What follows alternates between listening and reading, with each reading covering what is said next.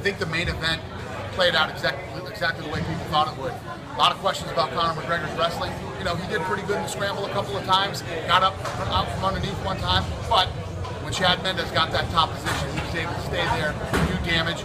But then Conor said, if I'm on the bottom, I will butcher you from the bottom. And he did good work from the bottom too, with elbows and punches.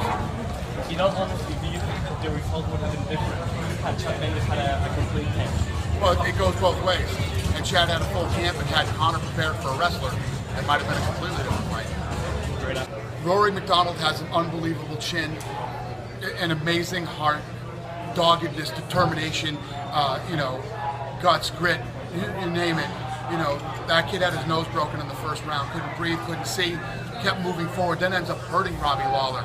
Then Lawler gets hit with 10 straight head kicks in a row and stays in the fight. So it's the greatest fight I've ever seen between two of the toughest human beings I've ever met. That's a shame for Rory because he's lost twice to Robbie. But I actually thought 3-1 for Rory coming into the 5th round. Apparently so did the judges.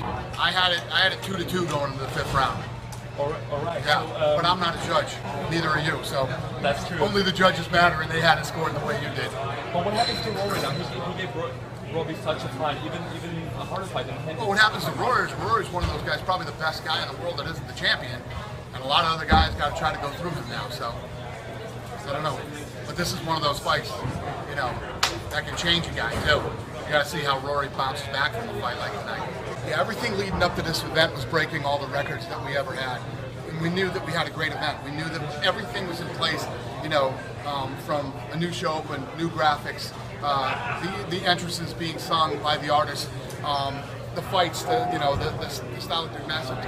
Then we just had to go out and deliver. And I think my team did a fantastic job. I think we delivered on every level tonight, and obviously, I think that the fighters over-delivered.